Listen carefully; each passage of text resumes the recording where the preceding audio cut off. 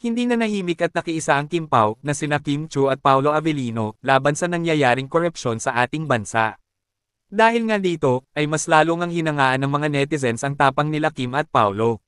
Sa latest Instagram post ng Chinita Princess ay inilabas niya ang kanyang galit o saloobin sa nangyayaring paghihirap ng mga Pilipino. At ganun din si Paolo Avellino ay nagbahagi rin ng kanyang mensahe patungkol sa nasabing issue. Ayon nga kay Paolo, hindi man ako makakadalo sa rally laban sa korupsyon, buo ang suporta ko sa panawagan para sa pananagutan at malinis na pamamahala. Mahalaga sa akin ang laban na ito, at bagamat wala ako sa mismong pagtitipon, kaisa pa rin ako sa adhikain para sa integridad at pagbabago. Managot na dapat ang mga dapat managot.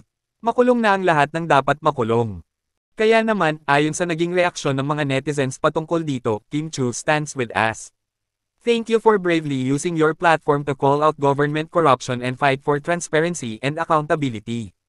We need more voices like yours. Nakaka-proud ka, Pao. Kaya maraming kaming nagmamahal sa'yo. Kayo, anong masasabi nyo tungkol dito? Just comment down below.